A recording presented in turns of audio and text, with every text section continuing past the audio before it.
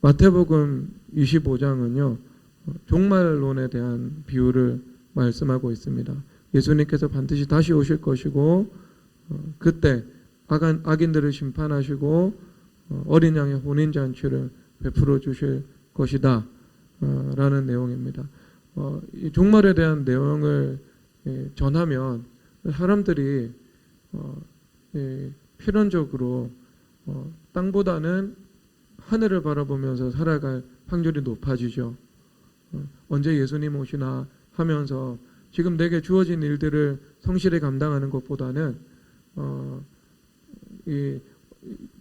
언제 오실지 모르는 그 주님을 기다리는 것에만 집중을 하면서 살아갈 수 있게 됩니다. 그러니까 하나님께서 그 인간의 극과 극으로 치우치는 속성을 너무나도 잘 아시기 때문에 언제나 수평적인 사고의 주님께서는 그 반대편에서 균형 잡는 말씀을 우리에게 가르쳐 주시죠.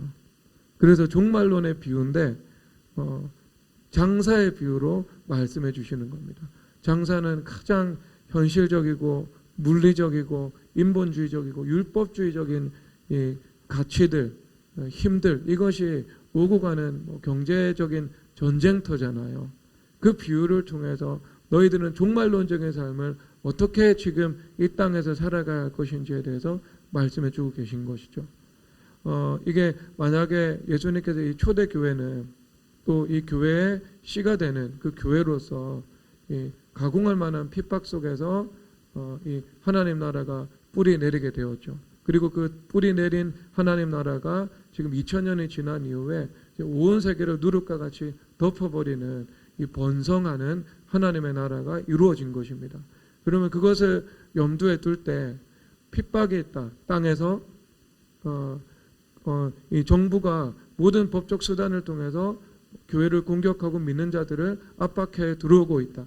그렇게 살아갈 때 복된 것은 이 땅의 삶이 전부가 아니다. 이 땅의 삶하고 비교할 수 없는 천국의 삶, 하늘의 삶, 영생의 삶이 있다. 우리는 그것을 바라보면서 살아가야 된다. 당연히 이것이 이 확고한 중심으로 세워지게 됩니다. 이것은 가장 중요한 거죠.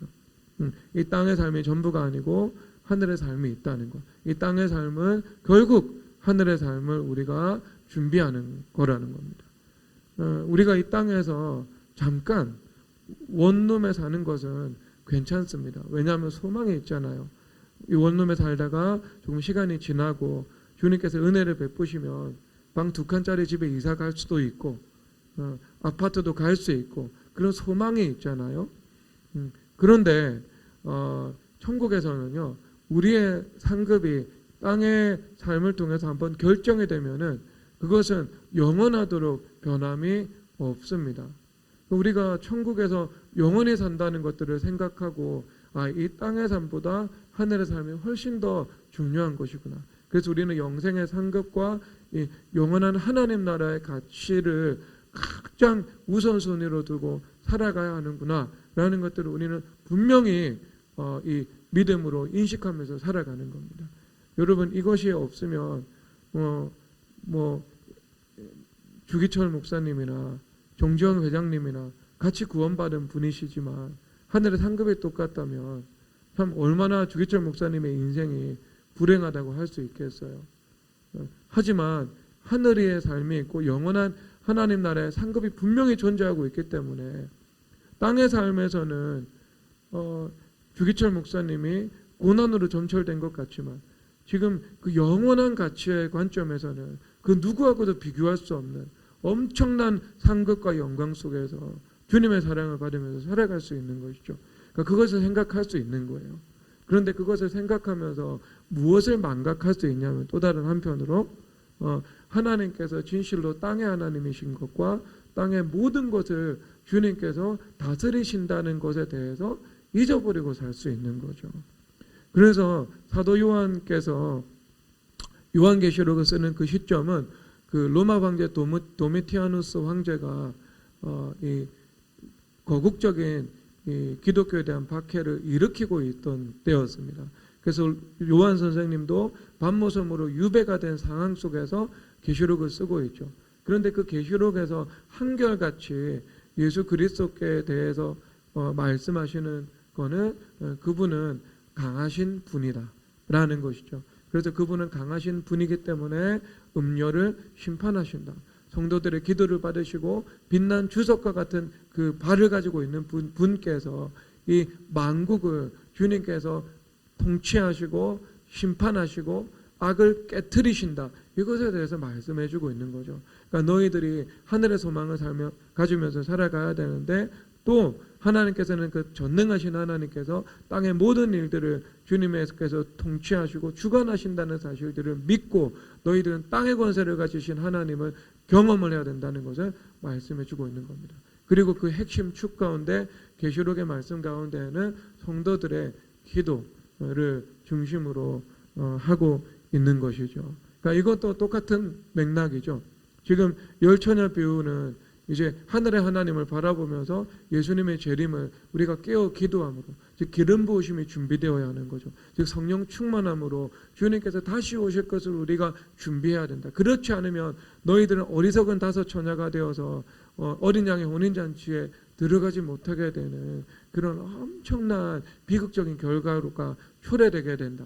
그러니까 너희들은 지금 깨어 기도하고 성령 충만함 속에서 항상성을 가지고 살아가야 된다. 지금 너의 영혼은 어떠하냐? 주님은 언제 오실지 모른다. 이 하늘의 삶에 대해서 말씀을 하고 있다면, 그렇죠. 이 달란트 비유는요, 이 땅의 삶에 대해서 너희들이 내일 당장 주님께서 재림하신다 할지라도 오늘 이 땅의 삶 가운데에는 너희들이 마치 장사하는 사람들이 이 경제적인 전쟁터에서 이 현실적인 삶 속에서 물리적인 모든 힘과 지식과 정보와 그 다음에 뭐 법적 다툼과 뭐 특허권과 아이디어와 혁신 경쟁과 이 모든 것이 오고 가는 이 삶의 치열한 연장 속에서 너희들은 무엇을 해야 된다? 땅의 권세를 가지신 그 땅의 하나님을 임마누엘의 실체로 경험해야 된다. 이것을 말씀해 주고 있는 겁니다.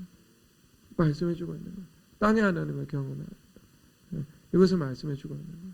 믿음의 문제죠, 여러분. 믿음의 문제예요.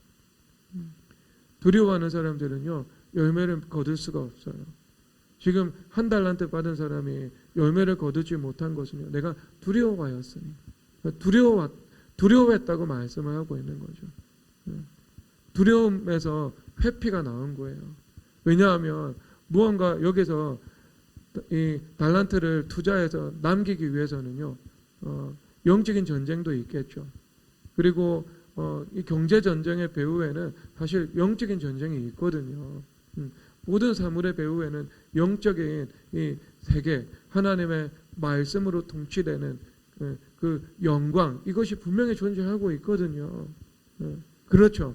사람과 사람 사이의 관계가 그냥 인격 대 인격으로만 이루어지는 것 같지만 사실상 그 배후에 있는 어떤 이 죄, 그 다음에 영적인 것들, 이것들이 얼마나 많이 관여되고 있다는 것을 우리가 경험을 해요. 악인의 배후에는 또 악이 있는 것이고요. 그리고 무언가 선한 것이 나타날 때는 그것을 주장하시는 하나님의 통치가 있잖아요. 아하수에로 왕이 모르드게에게 상을 주기 전날 그가 모르드게가 어떤 공헌을 펼쳤는지 그 다음 그 전날에 왕의 역대일기를 살펴보잖아요. 그럼 그 일이 있어서 하만과 모르드게 사이에 입장이 완전히 역전이 됐죠. 그러면 하나님께서 무언가 아하수에로의 인생 가운데 개입을 하신 거죠. 그래서 그가 보게 만드신 거 아니에요, 그거. 그러면 그것을 주관하시는 분은 하나님이신 거죠. 그러니까 선한 쪽으로 작용하는 성령 하나님의 능력이든 악한 쪽으로 작용시키는 원수 마귀의 그 악의 힘이든 무언가가 존재하고 무언가가 돌아가서 이 물리적인 결과가 나타난다. 이것을 보여주고 있잖아요. 그 반지의 제왕의 그게 세계관이잖아요. 영적인 것으로부터 물적인 것이 나타나서 돌아다니고 있다. 그 악의 힘을 깨트리는 것이 가장 근원적인 승리의 길이다. 그것을 보여주고 있는 거죠. 그리고 그것을 죽이는 것은 무엇이다? 죽음이다. 죽음이다. 땅에서 그런 땅의 문제 가운데에서 너희들이 예수님의 이름으로 그 기도의 능력으로 십자가의 능력으로 땅의 건설을 가지신 그 땅의 하나님을 경험을 해야 된다. 그 임마누엘의 실체가 분명하게 나타나야 된다. 이것을 말씀해주고 있는 것입니다. 성경을 통해서요. 여러분 땅에서 하나님 만나야 돼요. 고3들은요 공부하는 현장 속에서 하나님 만나야 돼요. 대학생은요, 당연히 자기 주님 미래를 위해서 준비되는 현장 속에서 주님 만나야 되는 거예요. 주님 만나야 돼요. 여러분, 이것은 무엇으로 증명이 되냐면요, 열매로 증명이 됩니다. 왜냐하면 예수님께서 뭐라고 하시냐면은 너희들 마태복음 8장에서 열매로 알 거다고 말씀을 하죠. 좋은 나무가 되면 좋은 열매가 나타나서 모든 사람들이 알 거래요. 모든 사람들이.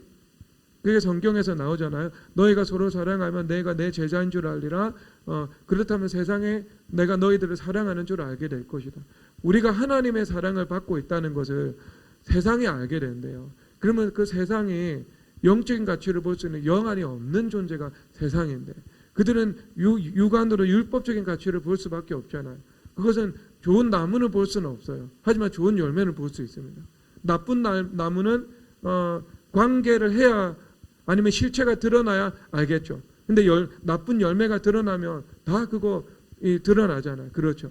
여러분, 예를 들어 악한 사상을 가지고 있는데 무능하고 그 다음에 죄 많이 짓고 그런 사람들은요, 무서운 사람들이 아니에요. 조금 있으면은요, 악한 사람이었구나 다 드러나요.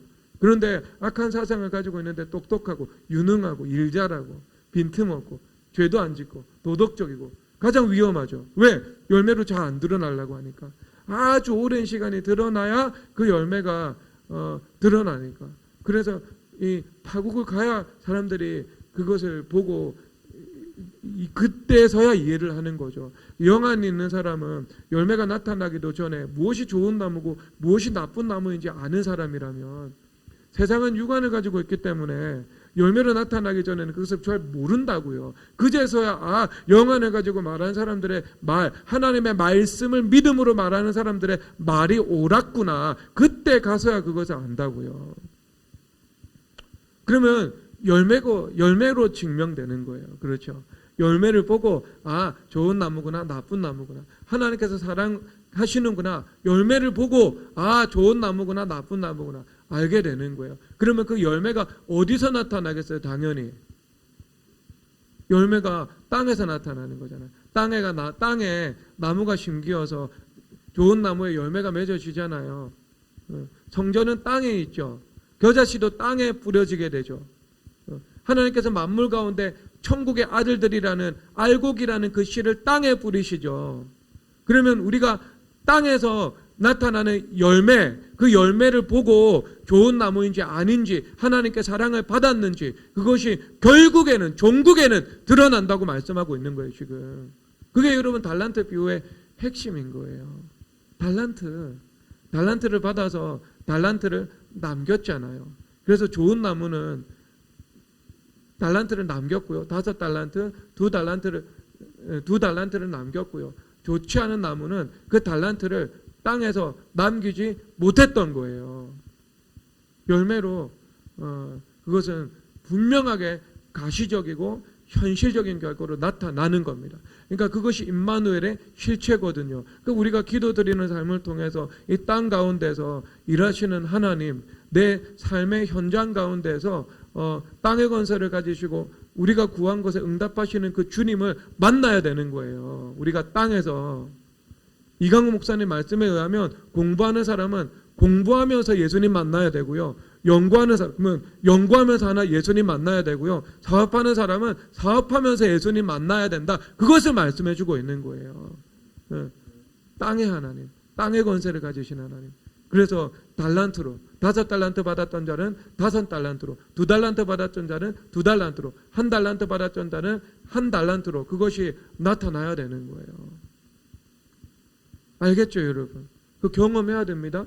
그런데 요 두려워했던 사람은요, 두려움의 문제였어요. 두려움이 있으니까 내가 1달란트를 가지고 투자를 해야 되죠. 그럼 투자를 하다 보면 얼마나 이게 돈이 투자가 되면 이게 불확실성 속에 내가 믿음으로 모험하는 거잖아요. 이게 열매를 맺을지 열매를 맺지 못할지 내가 알 수 없는 일이잖아요. 사실 말씀에 대한 믿음으로 가는 거지만 말씀에 대한 믿음으로 가는 거지만 또 이것이 한편 우리 인간의 관점에서는 이게 안개 속에 쌓여 있는 이 결과잖아요. 그렇죠.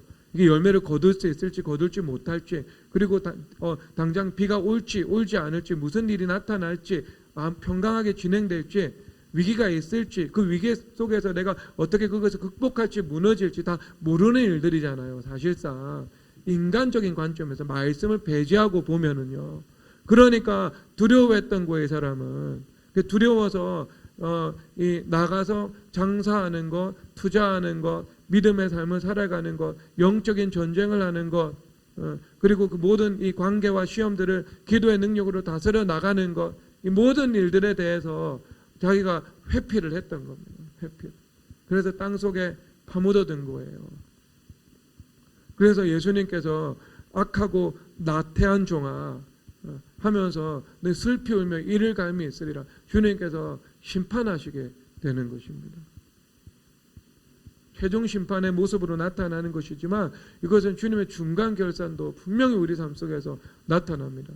중간 결산이라는 것이 없으면요, 악인들이 날뛰는 세상이 될 거예요. 그렇죠. 그런데 언제나 하나님의 공의가 이 땅 가운데서 나타나서 선과 악에 대한 하나님의 공의의 판단을 주님께서 하시거든요. 중간마다. 이 땅을 하나님께서 통치하고 계시니까요. 그것이 나타난 것이 임마누엘의 실체요. 하나님의 말씀을 우리가 땅에서 그 통치를 경험을 하는 것을 의미하고 있는 겁니다. 그러면 우리가 하나님께서 많은 것을 주셨는데 그것을 땅에 파묻어두고 우리가 두려워하여서 믿음의 삶을 살아가지 않고 있다면 얼마나 이것이 어리석은 일일까요? 똑같은 교사가 있다면 어떤 교사는 말씀에 대한 믿음으로 교사를 하고 어떤 교사는요 두려움을 가지고 그냥 교사를 해요. 똑같이 국가에서는 월급을 나오고 똑같은 9to5로 일을 하고 똑같이 학생들에게 기계적으로 지식을 가르치고 그렇게 해요. 그런데 어떤 사람은 분명한 말씀에 대한 믿음을 가지고요, 내가 이 일을 통해서 땅의 하나님을 경험하게 될 것이고 이 학생들을 가르치는 일과 그리고 이 학교에서 이루어지는 이 모든 관계의 일들 가운데 하나님의 통치를 기도를 통해 경험을 할 것이다 라고 생각을 하고 살아가면 그 열매가 나타나겠죠. 그런데 그 일들에 수반되는 시험도 있고 영적인 전쟁도 있고 내가 기도에 수고도 해야 되고 그 다음에 뭔가 말씀에 대한 믿음도 필요하고 그리고 내가 제사장 나라로서 사랑하고 섬기는 일들은 응당 나에게 필요 조건으로 그것은 따라가야 되는 일들이고, 그런데 그 일들을 하기가 두려운 거예요. 그냥 혼자 자기 성 쌓고 살면 편한 거예요. 그냥 월급 따박따박 나오고 9시에 출근하고 퇴근하고 아무 문제 안 일으키고 복음도 전하지 않고 예수님 믿는 거 심지어 잘 안 드러내지도 않고 딱 주어진 일만 기계적으로 감당을 하는 거예요. 그러면 여러분 그게 똑같이 일해도요 파묻어 드는 것하고 그게 뭐가 다르겠어요? 자기가 하는 그 교사 직분을 통해서 땅의 하나님을 만나지 못하고 땅의 권세를 경험하지 못하고 그 현장 속에서 임마누엘의 실체가 열매로 나타나는 것, 그것을 내가 보지 못하고 있는 거 아니겠어요? 그거는 파묻어 드는 삶입니다. 파묻어 드는 삶. 똑같이 일하는데 주님께서 그러면 악하다 나태하다 주님께서 이렇게 말씀하시겠죠. 우리는 그 두려움에서 나가지 못하는 것이거든요. 그러면 5달란트를 받고 2달란트를 받은 사람들은 사실상 인간적인 관점에서 보면 실패할 확률이 높잖아요. 100개 기업이 창업되면 그중에 99개가 현재 망하는 것이 현실적인 결과거든요. 그럼 수학적인 확률 계산기 딱 두드려 보면 1% 내가 망해요. 1%만 성공할 수 있고 내가 망한다니까요. 그러니까 장사를 할까 말까 두려워하고 전전긍긍하고 그러는 거예요. 그러면 이 5달란트 받고 2달란트 받았던 사람들은요 하나님의 말씀에 대한 믿음으로 나간 거예요. 이것은 주님의 것이고 주님께서 책임지시고 내가 주님의 법대로 하기만 하면 되고 주님 앞에 순종하면 되고 그럴 때 주님께서 이 모든 것을 책임지신다는 말씀에 대한 믿음으로 나간 거예요. 그런데 그 말씀에 대한 믿음으로 나가기만 하니까 어때요? 주님께서 어떻게 하세요? 주님께서 열매는 주님께서 책임져 주시는 거잖아요. 왜냐하면 성경에서 달란트로 장사해서 달란트에 5달란트로 장사해서 5달란트를 남겼어요. 그런데 이것이 성경의 한결같은 관점은 우리 힘으로 되는 것이 아니다라는 거잖아요.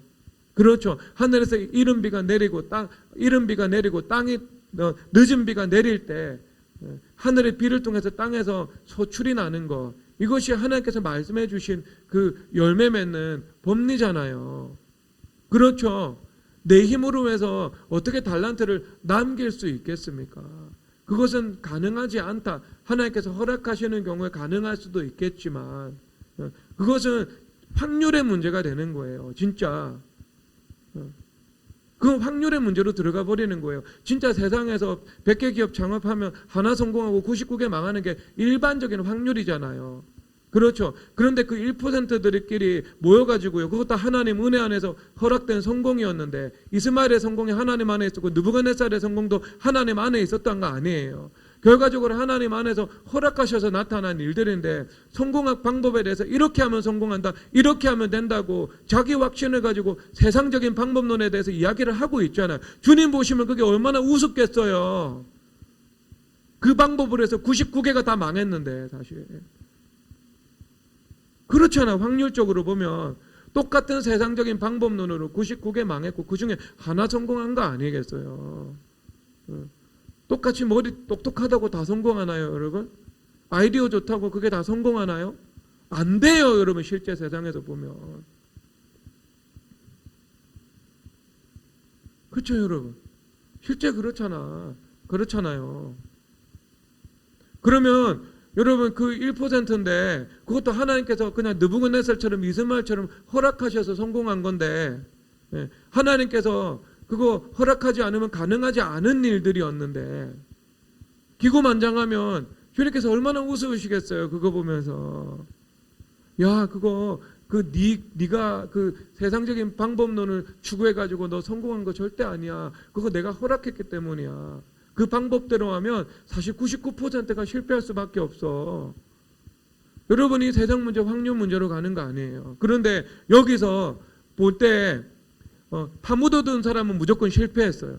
그런데 이 말씀은 사실 이 세 사람의 범주 안에 전 사람, 모든 신자들이 다 들어가거든요. 모든 신자들이. 그러면 믿음으로 주님께서 책임지실 것을 믿고 순종하여서 나가서 장사한 사람들은요 100% 열매 맺었어요. 여러분, 이것은 확률의 문제가 아니에요. 확률의 문제가 아니고요, 하나님의 말씀과 그 말씀을 믿고 행하는 것은요 100%의 문제인 거예요. 이것은 확률의 문제고요.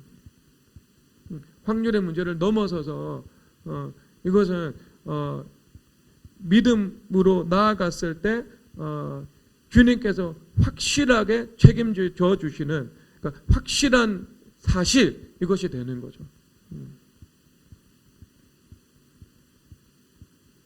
그렇죠, 여러분. 우리가 땅에서 우리가 그것을 경험을 해야 돼요. 그러니까 내가 말씀에 대한 믿음으로 나아가서 5달란트와 2달란트를 남길 것인가, 그리고 내가 두려움으로 회피하면서 늘 살아가서 하나님께서 주시고자 하는 열매를 내가 맺지 못할 것인가. 그 두 가지 노선 가운데 우리가 선택해야 되죠. 여기서 즉시 나갔다, 바로 가서 그것으로 장사하여 5달란트를 남겼다, 이렇게 말씀하고 있잖아요. 그 시절이면 자본만 있다고 여러분 장사가 되겠습니까? 그렇지 않죠. 지금도 자본만 있다고 장사가 됩니까? 그렇지 않죠.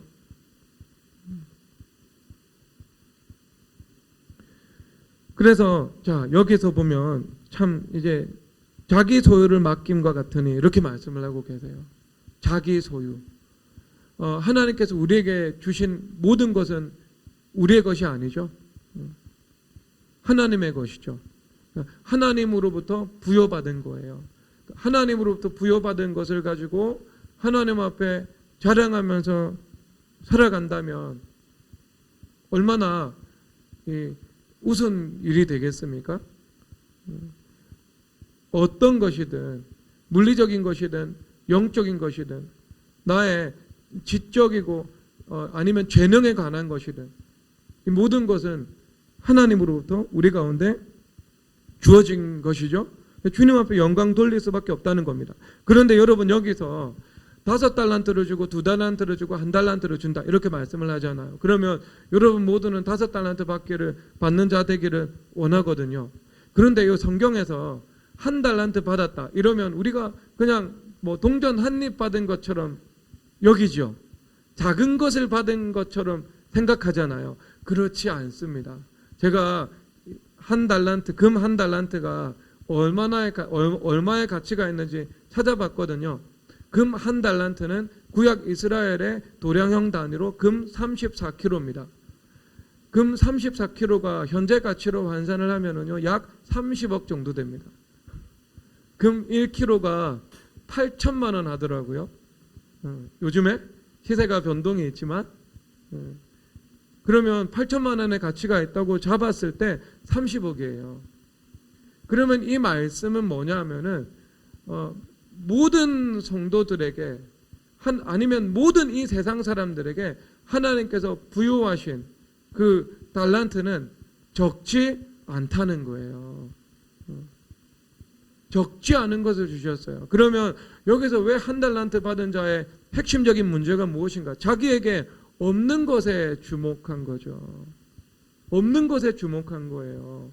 그래서 원망했다. 있는 사람과 비교하게 되고, 비교하다 보니까 원망하게 되고, 원망이라는 것 자체는 내가 알지도 못하는 이 사이에 하나님에 대해서 비방을 하고 있는 거니까. 그래서 하나님을 향해서 굳은 사람이다. 심지 않은 데서 거두려고 하십니까? 주님 나한테 주신 것이 없는데 왜 나한테 찾으십니까? 이 말씀을 하고 있는 것이지요. 근데 주님께서 악하다 이렇게 말씀을 하고 계신 거예요. 여러분 없는 것에 주목하는 태도는 악하죠. 나는 왜 나를 경제적으로 지원해 줄 수 있는 부모를 만나지 못해서 내 힘으로 수고하면서 살아야 했을까? 나는 왜 부모님이 기도를 하지 않아서 내가 혼자 예수님을 믿어서 나 홀로 이 신앙적인 이 것들을 개척해 나가야 했을까? 다양한 원망과 불평을 내가 할 수 있죠. 없는 것에 주목하는 것. 여러분 없는 것에 주목하는 것은요, 악한 태도고요. 하나님 나라의 열매를 맺을 수가 없는 태도입니다. 없는 것에 주목하면 안 되죠. 그렇죠. 그러면 1달란트 받은 자도요, 주님 앞에 30억을 받은 거예요. 자본금으로. 그러니까 어마어마한 것을 받은 거죠. 그러면 여러분 우리가 하나님 앞에 말씀을 받았죠. 그리고 믿음을 받았죠. 기도를 받았죠. 기도할 수 있는 능력을요. 그리고 우리 가운데 하나님께서 성전이라고 불러주셨죠. 그리고 왕이요 제사장으로 하나님께서 우리를 삼아 주셨죠. 그렇다면 이미 주님 앞에 받은 하나님 나라의 가치가 엄청난 거잖아요. 모든 사람들에게. 그래서 제가 예수님께 질문 드렸어요. 자존감에 대해서. 자존감이 높은 사람은 높은 자는 낮음을 자랑하고 낮은 자는 높음을 자랑하라. 야고보서에서 말씀하고 계시죠. 자존감이 높은 사람은요, 그 자존감이 죽어야 됩니다. 십자가와 연합해서요. 그래서 자존감의 겸손, 이것 외에는요, 아무것도 남지 않아야 됩니다. 내가 하나님께서 나에게 맡겨주신 것이 있잖아요. 그러면 그 자존감이 높은 사람은 주님께서 맡겨주신 것에 대해서 내 것으로 여기면 안 됩니다. 내가 아무리 잘하는 것이든 내가 아무리 좋은 가치를 가지고 있다 한들 그 모든 것이 하나님으로부터 온 내 것이 아닌 하나님의 것으로 여겨야 하는 겁니다. 그리고 그 의식이 소멸돼야 돼요. 그 의식 자체가 소멸되는 거예요. 내가 하나님의 은혜를 받고 은사를 받고 기름 부으심 안에서 노래를 잘해요. 그래서 그 노래를 해서 중앙 콩쿠르에서 우승을 하고 사람들이 칭찬을 하고 환호를 하고 이 대형 오페라 극장 무대에 서서 내가 주역 가수가 되고 그렇게 해요. 그런데 그렇게 사실이죠. 그러면 노래를 잘하는 것도 사실이고 그 노래하는 것에 대해서 사람들이 인정한다는 것도 사실인데요. 내가 자존감이 십자가 앞에서 죽는 것은요, 내가 노래를 잘한다는 사실 자체를 의식하지 않아요. 그게 사실임에도 불구하고. 여러분, 이것이 자아가 온전히 죽어진 상태인 거예요. 그럴 때 우리가 열매를 맺을 수 있습니다. 왜냐하면 주님께서 낮추라 높이시리라, 그리고 너희들이 스스로 자기를 높이면 낮아지리라, 이렇게 말씀을 하고 있죠. 이것은 이 만물 가운데서 자동적으로 이루어지는 일이 되는 겁니다. 하나님께서 겸손의 지혜를 주시고 겸손의 권위를 주시거든요. 그래서 누구든지 다른 사람들을 섬기는 자는 그리고 높아진다, 이렇게 말씀을 하고 있죠.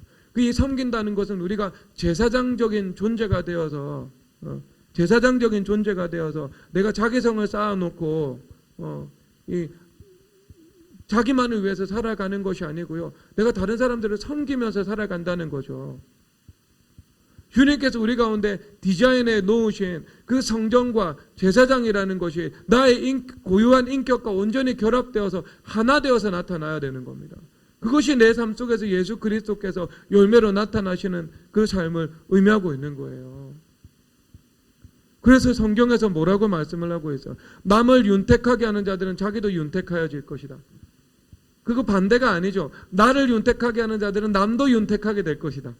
아니잖아요, 여러분. 하나님 앞에 복을 구하는 목적이 뭔데요? 내가 자기성 쌓고 살아가기 위해서요?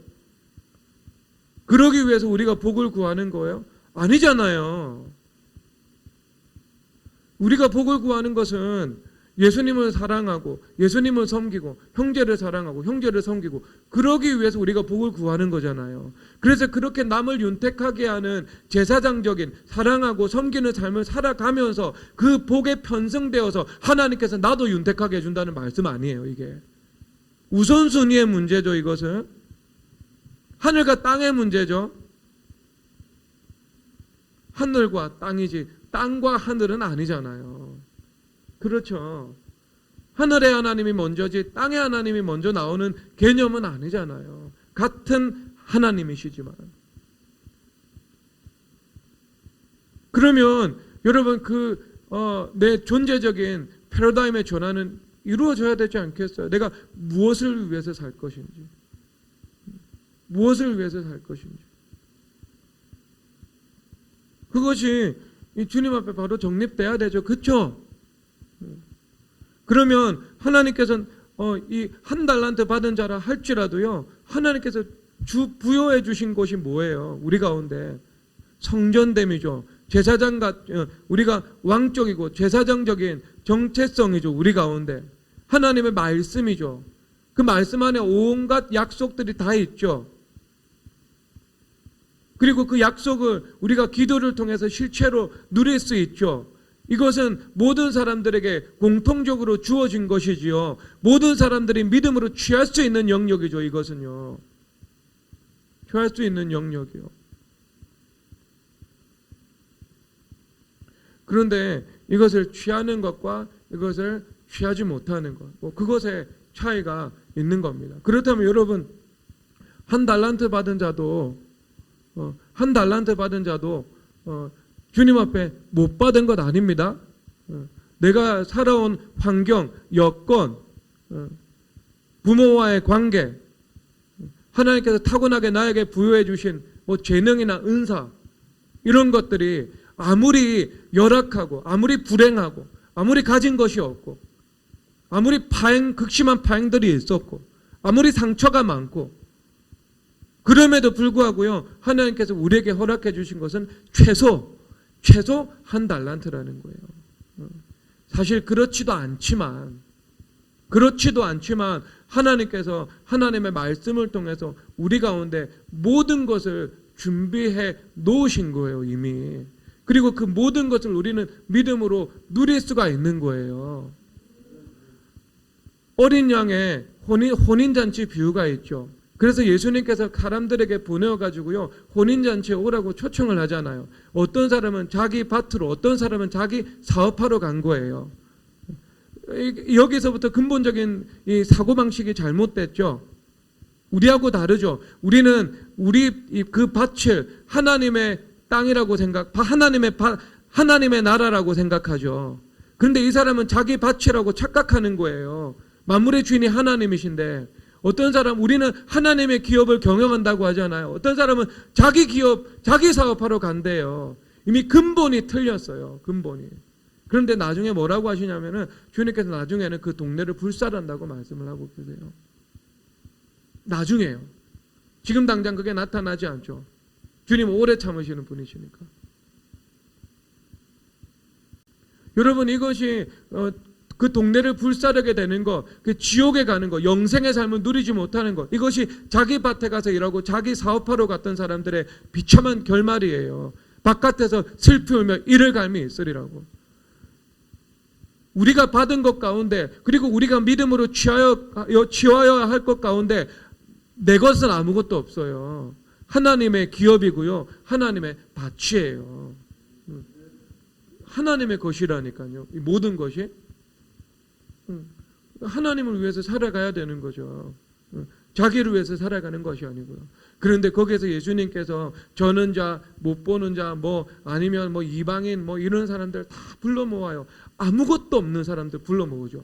상처받은 사람들, 가정, 부모의 도움을 부모의 물적 도움을 전혀 받지 못하는 사람들, 부모의 영적인 도움을 전혀 받지 못하는 사람들, 부모가 있었는데 부모의 관계 때문에 내 인생에 엄청난 파행과 상처가 나타나서 오히려 그것이 내 인생의 걸림돌이 되고 있는 사람들, 좋은 은사와 재능을 물려받지 못해가지고 이 맹인과 같고 전원자와 같은 사람들, 성경의 표현으로 그런 사람들 주님께서 다 불러 모으셨어요. 그리고 나서 예수님께서 뭐라고 말씀을 하세요? 모든 것을 갖추었으니. 어린 양의 혼인잔치는요, 모든 것이 있대요. 모든 것. 그런데 여러분, 그런 말씀이 나와요. 야고보서 1장에서 보면은요, 너희들이 이제 인내의 말씀에 대해서 말씀을 하십니다. 인내를 온전히 이루라고요. 그러면 그 인내를 이루는 과정 가운데 너희들이 온전하고 구비하게 된대요. 그러면 온전함이 이루어진다는 것은요, 우리 가운데 성전됨의 본질이 구현된다는 거죠. 그 거룩한 본질이요, 내가 거룩해진다는 거예요. 그러면 그 다음 단계가 뭐냐면 하나님께서 우리를 준비시켜 주신대요. 준비시켜 주신대요. 구비된다고 말씀을 하고 있거든요. 그러면 이 구비가 된다는 것은 뭐냐면, 온전함으로 구비가 되는 것은요, 내가 어린 양의 신부로 준비가 되는 거예요. 그래서 어린 양 되시고 신랑 되신 예수님과 우리가 온전한 연합을 이룬다는 겁니다. 그래서 어린 양의 혼인잔치라는 것은 예수님께서 재림하실 때 최종적으로 이루어질 형태이긴 하지만, 우리가 이 땅 가운데도요, 주님과 온전한 연합이 이루어질 때 그것은 마치 어린 양의 혼인잔치에 동참한 것과 같은 그 상황이 우리 가운데 펼쳐지게 되는 거죠. 그러면 그 온전함과 구비함이라는 것이 우리 가운데 이루어졌을 때 그 다음에 나타나는 것이 무엇이겠어요? 모든 것이 우리 가운데 갖추어졌다, 이렇게 말씀하고 있는 거예요. 그러면 그 모든 것이 갖추어졌을 때 야고보서 1장의 문맥이 뭐냐면요, 너희들이 구하라 꾸짖지 아니하시고 후히 주시는 그 자비롭고 관대하신 하나님께서 너희들에게 지혜를 주실 것이다, 이렇게 말씀을 하고 있는 거예요. 그러면 그 지혜라는 것은요, 온전함과 구비함이라는 그 전제와 바탕에서 그 지혜가 구하는 자에게 이루어진다는 것을 말씀해 주고 있는 겁니다. 그러면 여러분, 즉시 나가서 아무것도 없어요. 내가 한 달란트 받은 자처럼 내가 진짜 재능도 부족하고 은사도 부족하고 내가 정말 상처도 많고 나를 뭔가 뒷받침해 줄 사람이 없고, 진짜 하나님께서 내 아버지고 교회가 내 어머니예요. 존 칼빈 선생님께서 교회가 어머니다 말씀하셨죠. 우리는 교회를 어머니와 같이 여기지 못하면 하나님 아버지와 같이 여기지 못한다고. 여러분, 하나님께서 참 아버지 되시고요, 교회는 참 어머니 되시는 거예요. 이게 여러분, 우리 이 믿음의 선배들의 신앙 고백이에요. 가르침이고요. 그러면 우리가 하나님을 아버지로, 교회를 어머니로 삼고 살아가는 거죠. 우리가 그렇게 살아가는 거죠. 그렇죠? 그렇게 살아갈 수밖에 없는 사람도 있겠죠. 그러면 그런 삶을 내가 믿음에 입각해서 말씀을 근거로 살아가죠. 그러면 그 안에 무엇이 있다고요? 모든 것이 갖추어져 있는 거예요. 내가 온전하고 그리고 거룩한 신부로 준비되기만 한다면 그 다음 스텝으로 주님께서 우리 가운데 구하는 자들에게 지혜를 주셔서 5달란트를 가지고 나가서 장사하여 5달란트를 넘기는 것은 주님께서 책임져 주신다는 것을 말씀해 주고 있는 거예요. 그래, 이것이 우리가 바로 나가서 장사한다는 그 말씀이 내포하고 있는 그 법적인 이 구조예요. 무작정 나가서 장사하는 건 아니잖아요. 그렇죠. 왜 안 되지? 아니죠. 하나님의 법대로 우리가 5달란트를 가지고 5달란트를 남기는 그 장사하는 사람이 운영되고 구현될 때 주님께서 책임져 주셔서 주님께서 반드시 그 열매를 맺게 하시는 것이죠. 그래서 그냥 믿음으로 무대포로 나가서 열매를 맺는 것이 아니고요. 무엇에 대한 믿음이요? 말씀과 믿음으로 나가서 우리가 열매를 맺는 거예요. 그리고 그 말씀과 믿음이라는 것은 우리 가운데 무엇을 산출해내? 우리 가운데 지혜를 주잖아요. 그래서 지혜의 말씀이다, 지식의 말씀이라고 말씀해 주고 있는 거죠. 하나님의 말씀에서 지혜와 지식이 풀어지게 되거든요.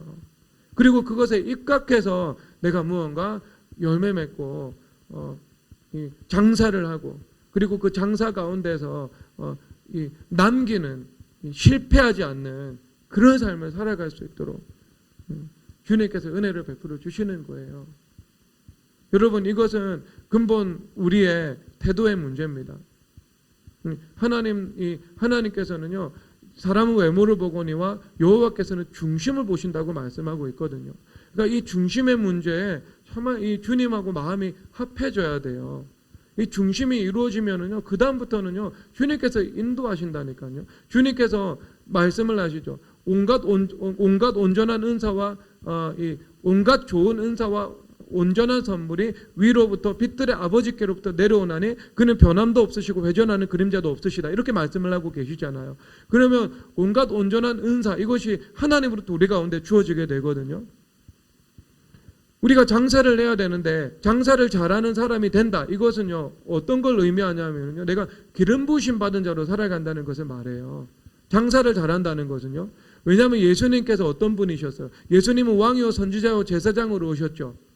그러면 예수님께서는 그 삼중의 직분을 감당하기 위해서 성령 하나님의 기름 부으심을 받으셨어요. 그래서 누가복음 24장에서 그는 말과 일에 능한 선지자다 이렇게 말씀을 하고 있어요.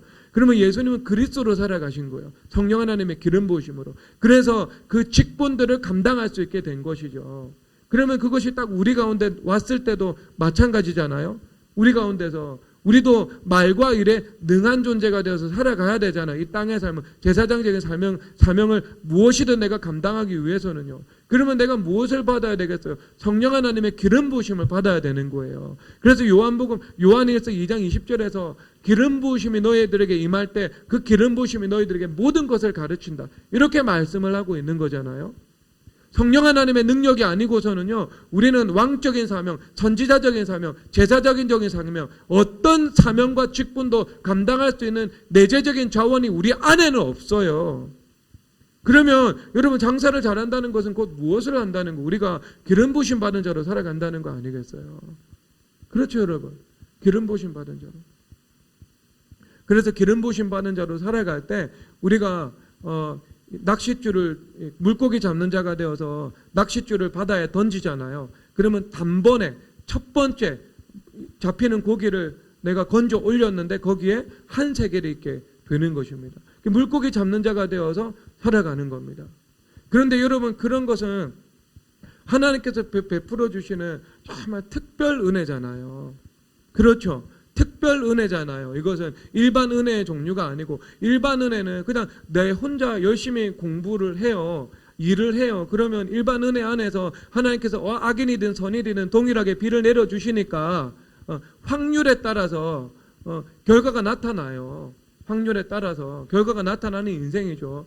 약속은 아닌 거예요. 약속은 확실성과 사실성, 신실하신 하나님께서 하나님의 명예를 거르고 반드시 이룬다는 것을 말씀을 해주고 있는 거죠. 말씀과 믿음하고는 완전히 이 다른 훨씬 더 격화된 차원의 일인 거예요. 믿음은 확률의 문제가 아니에요. 내가 KTX 타면 부산에서 믿음을 가지고 KTX를 타면 내가 부산에 가 있다. 이것은요 확률의 문제예요. 우리가 신학교에서 가르치는 표현인데 이것은 KTX가 고장이 나면 천재 지변이 나면 어떡할 건데요. 못 가는 경우들도 있는데 그러면 신칸센이 멈추는 경우들 얼마나 많아요. 자연재해 때문에. 하나님의 개입이죠. 하나님의 개입. 우리는 비교적 덜할지라도. 그러면 여러분 이것은 이 사람들은 그 확률의 문제 가운데 싸우고 있는 거 아니겠어요. 그래서 열매 맺지 못하는 사람이 대다수고 그중에 극소수가 뭔가 열매를 맺는 것 같고 그리고 그 열매를 맺는 사람들을 보고 사람들을 롤 모델 삼고 그 사람들이 희망 삼아 나도 저렇게 열심히 하다 보면 열매를 맺게 될 것이다. 안 되는데요. 대부분은. 그것은요 언약에 근거하지 않은 것이기 때문입니다. 언약에. 세상 사람들이죠. 우리는 그렇지 않죠. 확실한 말씀에 근거해서 그 말씀을 믿는 믿음으로 그리고 그것으로부터 나타난 그 지혜로 열매 맺잖아요. 그런데 그 지혜라는 것이 우리가 기름 부으심으로 살아갈 때 나타나는 성령 하나님께서 부어주시는 그 지혜의 말씀과 지식의 말씀이라는 건데 지혜와 지식을 우리 가운데 풀어주셔서 그것을 가지고 장사하여 열매를 맺게 하신다는 거잖아요. 그래서 이 치열하게 인본주의적이고 율법주의적이고 현실적이고 온갖 어떤 법적인 힘이 오고 가고 권력의 힘이 오고 가고 그런 과정 가운데 전능하신 하나님의 능력과 그분의 말씀을 의지하여서 그 말씀의 통치가 나타나 말씀의 열매를 우리가 보게 되어 하나님을 찬양하게 된다. 하나님 앞에 영광 올려드리게 된다. 이것을 말씀해주고 있는 거 아니겠어요? 그렇죠 여러분. 이것이 말씀을 믿는 믿음과 그리고 그것에 입각한 하나님의 지혜로 살아가는 삶이잖아요. 그래서 기름 부으심으로 열매를 맺는 거잖아요. 어디에서요? 땅에서요. 땅에서. 내가 아는 그 현실의 삶 속에서요. 열매 맺는 거예요. 그런데 그런 은혜를 주님께서 무엇을 보고 주신다고요? 중심을 보시고 주신다고요. 주님께서. 중심이 주님 앞에 바로 서야 돼요. 근데 여러분 이 중심이 바로 서는 것이요. 참 주님 앞에 우리가 스탠스를 바로 취해야 돼요. 작은 일에서 나타납니다. 그것은요. 예수님께서 10명의 문둥병자 고쳐주셨죠. 한 명의 문둥병자면요. 주님 앞에 돌아와서 감사함으로 주님 앞에 영광 올려드렸어요. 10명 중에 9은요. 그냥 자기 삶 살로 가버렸어요. 여러분 예수님께서 문둥병에서 고쳐주셨으면 그 다음에 뭐 해야 돼요? 예수님께 생명 바쳐야 되는 거 아니에요? 그런데 여러분 확률상 이건 진짜 확률상인데요. 사람들 10사람 있으면은요. 그 10사람 중에 9명은 병 치유받고 자기 갈 길 갑니다. 그리고 그 10사람 중에요. 1명 정도가요. 주님 앞에 감사해서 주님 앞에 영광 올려드리는 삶을 살아갑니다. 예수님께 생명 바치는 삶을 살아간다고요. 그러면 여러분들이 이 교회를 통해서 아니면 예수님을 통해서 어마어마한 하나님의 은혜를 내가 삶 속에서 경험을 하고 누렸다. 아니면 내가 질병에서 치유를 받았다. 그랬을 때 10명 중에 9은요. 예수님께 생명 안 바친다는 거예요. 근데 예수님께서는요. 그 중심을 아시죠. 중심을 아시죠. 그 중심이 주님께서는 우리의 심령과 배부를 꿰뚫어 보시는 분이신데 주님 보시기에 그 중심이 합당하지 않죠. 그러면은요 주님께서 그 사람에게 그 기름 부심 받은 자로서 5달란트 남길 수 있는 은혜를 주님 편에서 주실 수가 없습니다. 그것은요. 이것은 또 다른 차원의 문제가 되겠죠, 여러분. 말씀과 믿음으로 나가야 되지만 그 말씀의 관점에서 볼 때 우리가 주님 앞에 그 바르지 못한 중심을 가지고 있다면 10명 중에 9 문둥병자의 중심을 가지고 있다면 주님께서 복을 주신 이후에 그 복 가지고 어떻게 하겠어요, 여러분? 하나님 앞에 영광 올려드리고 주님 앞에 생명 바치고 더 겸손해지고 더 순종하면서 살아가겠어요? 아니죠. 보지 못하고 듣지 못하고 깨닫지 못하고 주님과의 관계 중심부로 진입해 가지 못하는 삶이 훨씬 더 고착화가 되겠죠. 아성이 쌓아지는 만큼요. 그것이 어떻게 복입니까? 복 아닌 것을 주님께서 허락하실 수가 없죠. 그것은요.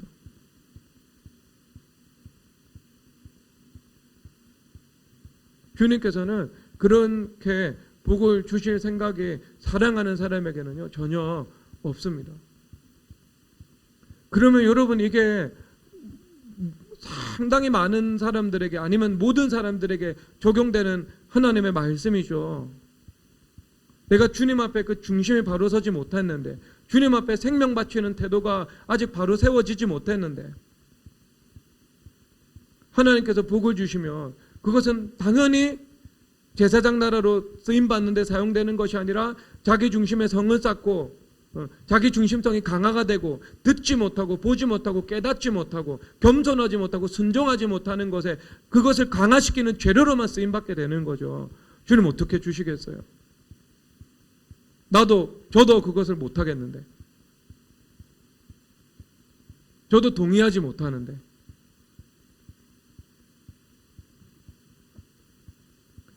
훨씬 더 깊이 보시고 넓게 보시고 멀리 보시는 모든 것을 아시는 주님께서 어떻게 그것을 허락하실 수가 있겠습니까?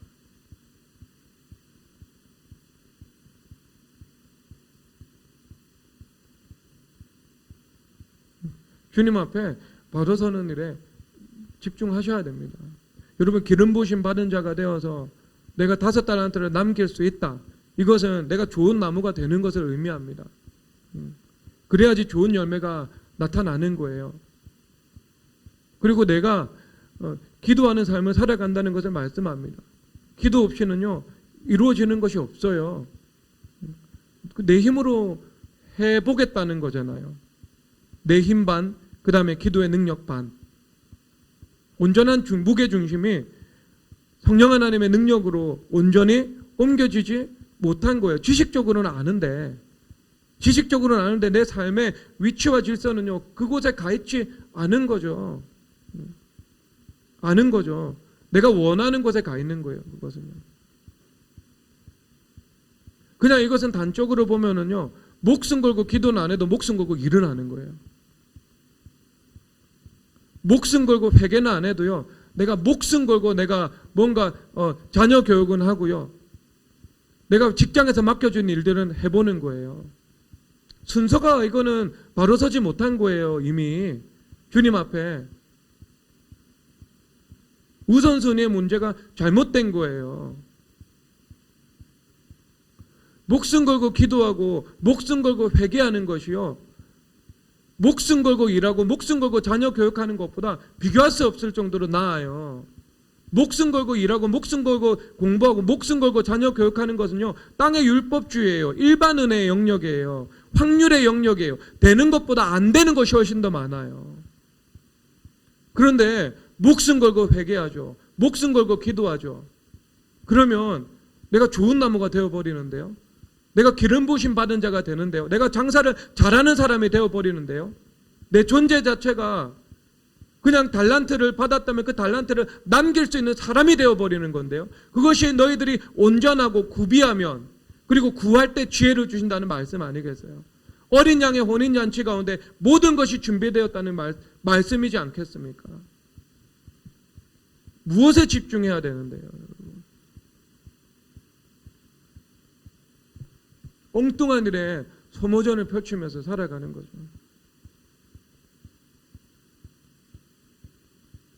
여러분, 주님은 중심을 보시고 태도를 보십니다. 성경에 구약 성경에 보면 장자권이 나오죠. 장자권이 모든 복의 근원이 되어서 나타납니다. 야곱은요 축복권을 잃어버린 것이 아니고요 장자권을 잃어버려서 축복권은 저절로 사라지게 된 거예요. 에서는요 불법적으로 장자권을 취득했는데요 그 불법에 대해서 주님께서 해결하시지만 장자권을 취득하는 그 사모하는 마음에 대해서는요 주님께서 칭찬하셨습니다. 그리고 그것을 무시하고 멸시한 마음에 대해서는요, 망령되다고 말씀을 하셨어요. 여러분, 이게 그 달란트 비유의 오늘 말씀이에요. 주님 말씀. 내가 목숨 걸고 일하고 목숨 걸고 내가 공부하고 그런 일들이요, 내가 그냥 축복을 추구하면서 살아가는 거예요. 그런데 내가 주님 앞에 목숨 걸고 회개하고 목숨 걸고 기도 드리는 거, 이것은 내가 장자권을 믿음으로 취해 나가는 삶인 거예요. 이것보다 더 중요한 것은 없다. 이것이 가장 근본적인 것이고 가장 중요한 전제고, 이것이 오면 나머지 모든 것은 저절로 따라온다. 그 믿음을 가지고 취한 거예요. 그것은요, 그것을 절대로 무시할 수 없습니다. 주님의 은혜를 사모하는 마음에 대해서는요. 그러면 장자권이 오니까 축복이 따라오는 거 아니겠어요, 여러분? 영적인 것이 오니까 물적인 것이 오죠. 그러면 내가 장사를 잘하는 사람이 되는 것에 집중을 하면 5달란트를 남길 수 있게 되는 거예요. 하나님의 은혜로요. 여러분, 그것은 또 다른 한편으로는요, 교회 목숨 거는 겁니다. 땅에서 장사를 한다는 것은요, 물적인 이 순환의 일들이 이루어지는 거예요. 물적인 자원들이 재편되죠. 그러면 그 물적인 자원이 재편되는 것은요, 성경에서 단 한 군데 말씀하고 있어요. 교회 머리 대신 예수 그리스도 안에서 하늘과 땅이 통일된다는 말씀이요. 교회 머리 대신 예수님 안에서 땅이 통일되는 거예요. 재구성되는 거예요. 재편되는 거예요. 그래서 그 만물이 새롭게 편성되는 것을 말씀하고 있습니다. 여러분, 장사라는 것은 그 순환의 과정 가운데 열매 맺는 것을 말씀하는 거잖아요. 그러면 그 순환의 과정 가운데 내가 편승해서 열매 맺을 수 있는 그 길은 교회의 머리 대신 예수 그리스도와 하나가 되는 것, 그것밖에는 답이 없는 것입니다. 그러면 여러분들은 이 땅에서 장사해서 열매 맺는 길, 이것은 필수 불가결한 일들인데요, 이것을 제외하고서는 이루어질 수 없는 일인데요, 그것은 교회에 목숨 거는 일입니다. 교회됨에 목숨 걸지 않아요. 그러면 하나님께서 이 물적인 자원의 재편 가운데 우리를 두실 수가 없습니다. 그리고 두셔도 그것은 자기 중심적인 복이 되는 것이고 자기가 영광받게 되는 것이지요, 하나님의 영광하고는 아무 상관이 없게 되는 것입니다. 교회됨에 생명 걸어야 돼요. 교회됨에 내가 투신해야 됩니다. 그래야지 그 교회됨이라는 것들이 선행적으로 내가 이루어지고, 내가 주님 앞에 회개하고 기도하는, 내가 거룩한 성전으로 준비되고 어린 양의 신부로 내가 준비되는 그 삶, 이것이 내가 장사 잘하는 사람이 되는 거죠. 기름 부으심의 삶을 살아가게 되는 거죠. 이것이 이루어질 때 그 다음부터는요, 주님께서 다 책임져 주십니다. 그 다음부터는요, 주님께서 은사 없는 사람에게는 은사도 주시고요, 좋은 것 없는 사람에게는 좋은 것 주시고요, 지혜 없는 사람에게는 지혜 주시고요, 모든 좋은 것을 혼인 전체에 갖추어져 있기 때문에요, 그 모든 좋은 것이 구하는 족족 내려가서 우리 삶 속에서 열매 맺는 그 은혜로 작용되게 되는 거예요. 얼마나 복된 인생이겠어요, 여러분. 그래서 성경에서 시험에 들지 않게 깨어 기도하라고 말씀하고 있는 거죠. 우리가 삶을 살아가다 보면 무수한 물적인 시험과 관계의 시험과 법적인 시험과 판단의 시험과 온갖 시험들이 나타나는데, 우리가 깨어 기도하는 그 항상성의 삶을 내가 살아간다면 성전은 언약의 통치가 나타나죠. 기도를 통해서 언약의 통치가 나타나죠. 그래서 내가 기도하는 삶, 그 성전됨의 삶을 통해 가지고 그 모든 시험의 양상들을 내가 다스리고 정복하고 깨트리면서 살아갈 수 있다는 것들을 말씀해 주고 있는 거예요. 그래서 그것을 극복해서 내가 5달란트를 심어서 5달란트를 남기는 삶, 2달란트를 심어서 2달란트를 남기는 삶, 1달란트를 심어서 1달란트를 남겨서 다시 2달란트가 되고 그 2달란트를 다시 심겨서 다시 2달란트를 남기는 삶을 살아갈 수 있게 되는 것입니다. 가장 중요한 일들에 집중하면요, 나머지 모든 것은요, 저절로 해결됩니다. 그런데 그 중요한 것을 집중하지 않잖아요. 그러면 그 나머지 모든 것이요, 여러분 지저분해져요. 성경에서 말씀하시죠. 너희들은 안을 깨끗이 하라. 그래야면 겉도 깨끗하리라. 여러분, 우리가 우리 내면의 세계 속에서요, 예수님 중심으로 교통 정리가 이루어져요. 그러면 우리가 외면의 세계, 우리 삶의 세계죠. 이것은 겉이라는 것은요, 그냥 겉이 아니고 삶이죠. 우리의 삶, 우리의 영역, 만물의 일들이죠. 그런데 여기서 아주 복잡하고 얽히고 설켜 있고 이 모든 것을 어떻게 된다고? 저절로 이것이 예수님 중심 안에서 교통 정리가 된다는 것을 말씀해 주고 있는 거예요. 내면의 세계가 지저분해요. 부정해요. 그러면 삶도요 지저분해지고 부정해지는 거예요. 관계도 지저분해지고 사업도 지저분해지고 내가 하는 공부도 지저분해지고 사고도 지저분해지고 자녀까지 그런 말 하겠죠. 그런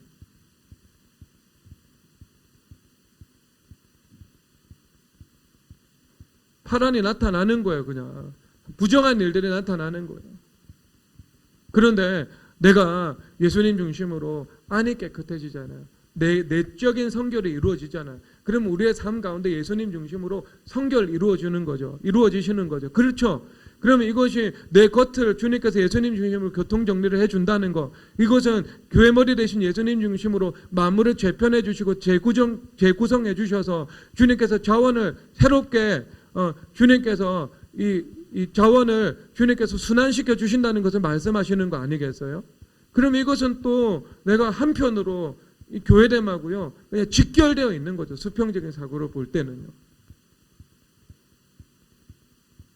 근데 그것이 여러분 중심의 문제고 태도의 문제입니다. 중심의 문제고 태도의 문제예요. 여러분 인생에서 무엇을 가장 귀하게 여겨요? 교회를 가장 귀하게 여겨요? 아니면 거래처하고 만남을 가장 귀하게 여겨요?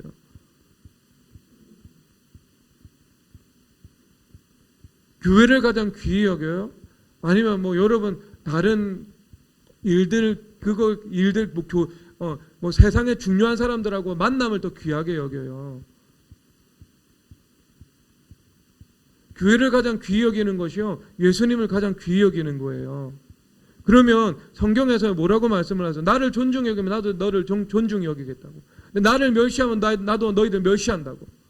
그런데 여러분 그게 그 홈리와 비너스가 하나님을 귀히 여기지 않았다는 문맥이 아니잖아요.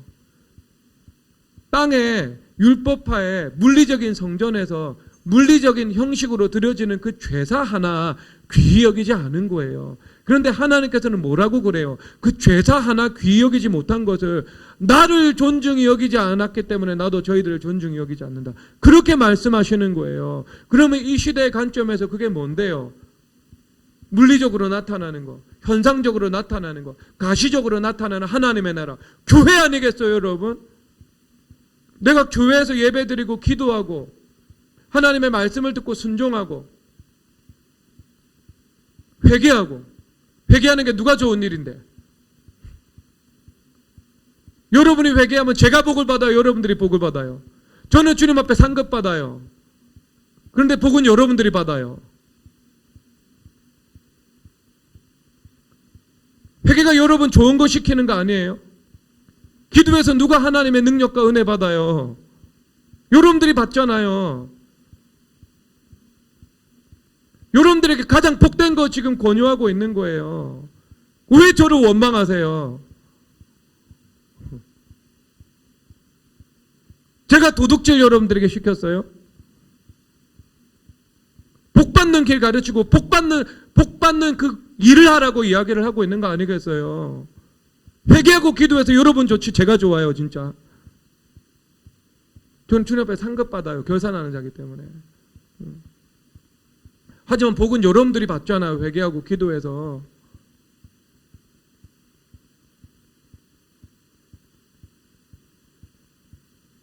그러면 예수님을 귀히 여긴다는 것은요, 그 우리가 땅의 현상 세계 속에 있는 거예요. 지금 땅의 하나님 자꾸 이야기를 하고 있는 거잖아요. 너희들이 땅의 하나님을 만나서 땅 속에서 장사해서 열매 맺어야 된다. 삶의 현장에서 예수님 만나지 않으면 그거 제대로 된 신앙 아니다. 그 영지주의다. 그 이분법이다. 땅의 현실 속에서 임마누엘의 실체가 나타나야 된다. 그 증거가 무엇이냐? 그 열매로 알리라. 그 열매로 내가 결산할 것이다. 지금 이 말씀을 하고 있는 거잖아요. 지금 땅의 말씀이에요.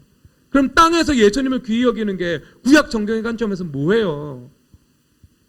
교회죠. 교회. 예배 드리고 기도 드리고 성도들과 함께 교제하고 말씀 듣고 순종하고 교회에서 회개하라 그러면 회개하고 이것을 존중히 여기는 것이 이것이 예수님을 존중히 여기는 거예요. 예수님을 존중히 여기실 때 예수님께서 우리를 존중히 여기세요. 그런데 그게 땅에서는요, 교회와의 관계에서 나타나는 거 아니겠어요? 성경에 있어요, 없어? 성경에 있죠. 시편 122편에서 예루살렘을 사랑하는 자는 형통하리로다. 예루살렘과의 관계가 내 인생의 향방을 좌우하는 거예요. 내 미래를 좌지우지해버리는 거예요. 성경의 법적 관점입니다. 그것은요. 분명히 제시를 하고 있어요. 이것은요. 대못받기죠. 대못받기.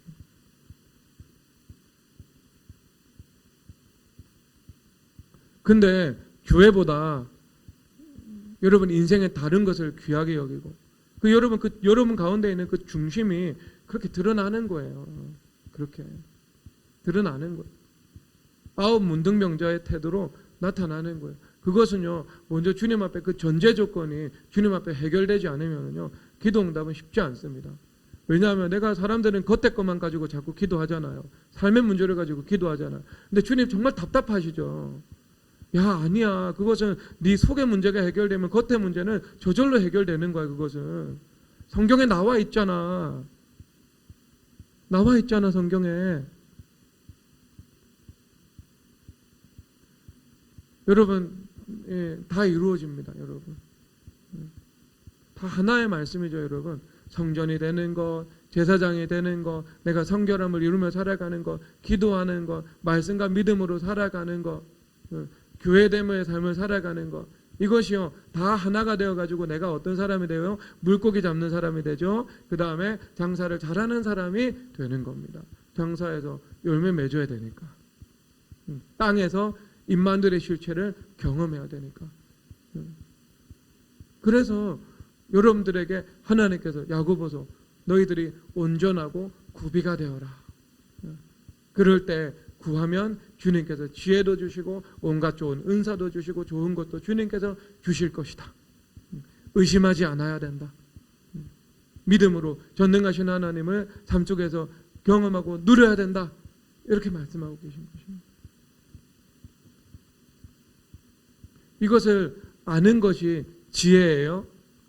그리고 이것을 알고 내가 실제 삶 속에서 믿음에 입각해서 내 삶의 노선을 정립하고 어떤 위치에 있을지 내가 그것을 행하고 인정하고 행하고 그것이요 이 내 삶 속에서 이 한 합당한 중심으로 주님 앞에 살아가는 것입니다.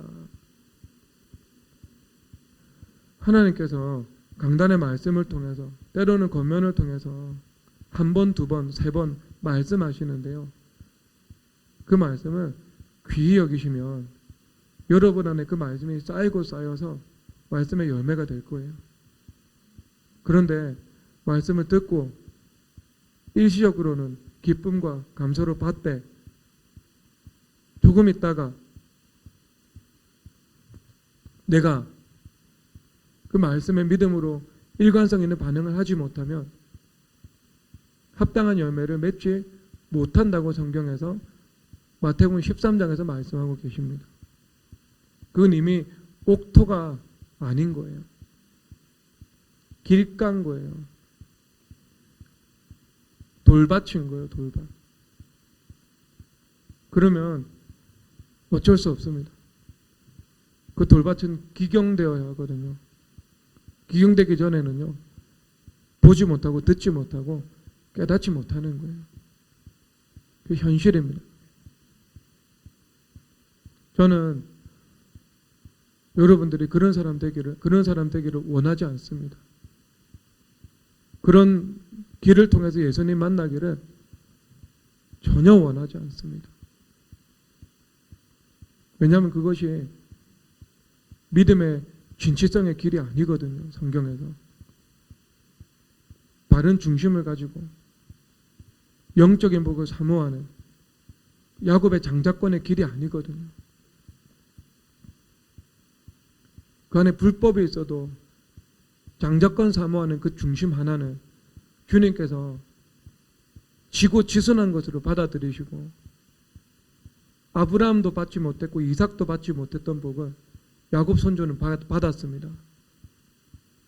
아브라함 자손 중에 한 명 구원받았고 이삭의 자손 중에 한 명 구원받았는데, 야곱의 자손은 12명 전체가 구원받아서 24장로, 12지파의 지파장, 12제자의 제자, 그 반열에 올라서게 되었습니다.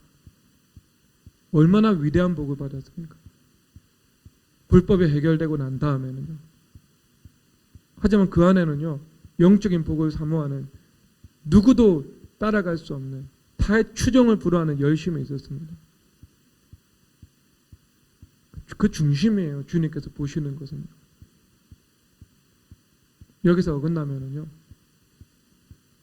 쉽지 않습니다.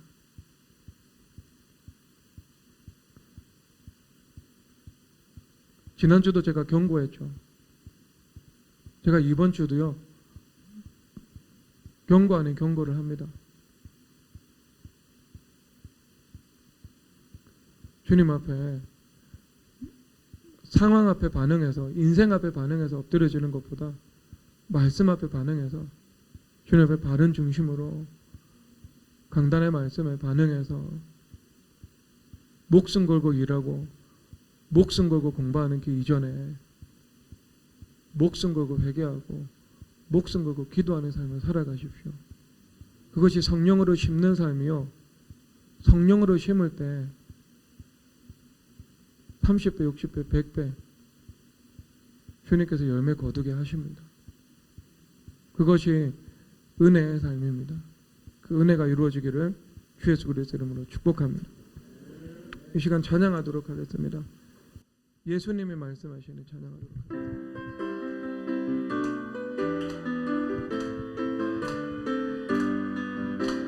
예수님이 말씀하시니 물이 변하여 포도주 되네. 예수님이 말씀하시니 물이 변하여 포도주 되네. 예수님, 예수님, 나에게도 말씀하셔서 새롭게 변화시켜 주소서. 예수님이 말씀하시니 발이 메어가 눈을 떴다네. 예수님이 말씀하시니 발이 메어가 눈을 떴다네. 예수님, 예수님, 나에게도 말씀하셔서 새롭게 변화시켜 주소서. 예수님이 말씀하시니 죽은 나사로가 살아났다네. 예수님이 말씀하시니 죽은 나사로가 살아났다네. 예수님, 예수님, 나에게도 말씀하셔서 새롭게 변화시켜 주소서. 예수님이 말씀하시니 거친 파도가 잠잠해졌네. 예수님이 말씀하시니 거친 파도가 잠잠해졌네. 예수님, 예수님, 나에게도 말씀하셔서 새롭게 변화시켜 주소서. 예수님이 말씀하시니 홍해 바다가 갈라졌다네. 예수님이 말씀하시니 홍해 바다가 갈라졌다네. 예수님, 예수님, 나에게도 말씀하셔서 새롭게 변화시켜 주소서. 예수님이 말씀하시니 화가 변하여 보게 됐다네. 예수님이 말씀하시니 화가 변하여 보게 됐다네. 예수님 나에게도 말씀하셔서 새롭게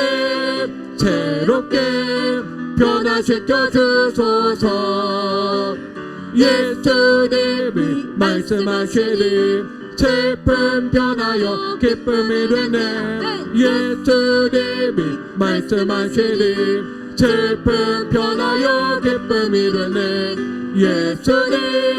예수님 나에게도 말씀하셔서 새롭게 변화시켜 주소서. 예수님이 말씀하시니 나의 죄악이 용서받았네. 예수님이 말씀하시니 나의 죄악이 용서받았네.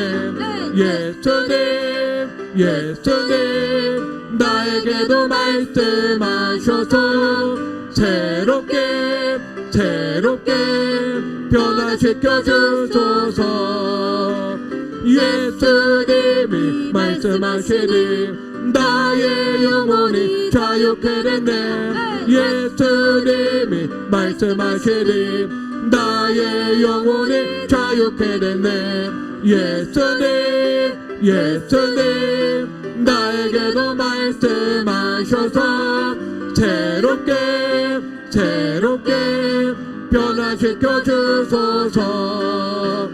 예수님이 말씀하시니 나의 질병이 치유받았네. 예수님이 말씀하시니 나의 질병이 치유받았네. 예수님 나에게도 말씀하셔서 새롭게 변화시켜 주소서. 예수님이 말씀하시니 나의 가정이 회복되었네. 예수님이 말씀하시니 나의 가정이 회복되었네. 예수님 나에게도 말씀하셔서 새롭게 변화시켜 주소서. 예수님이 말씀하시니 나의 기업이 복을 받았네. 예수님이 말씀하시니 나의 기업이 복을 받았네. 예수님 나에게도 말씀하셔서 새롭게 변화시켜 주소서. 예수님이 말씀하시니 나의 인생이 부활했다네. 예수님이 말씀하시니 나의 인생이 부활했다네. 예수님 나에게도 말씀하셔서 새롭게 변화시켜 주소서. 이 시간 주여 우리 삼창하고 하나님의 말씀 붙잡고 하나님 내가 장사 잘하는 사람으로 변화되게 하여 주시옵소서. 그 기름 부으심의 삶을 살아가는 그 존재성이 내 안에 이루어지게 하여 주시옵소서. 이 시간 주여 삼창하고 기도드리겠습니다. 주여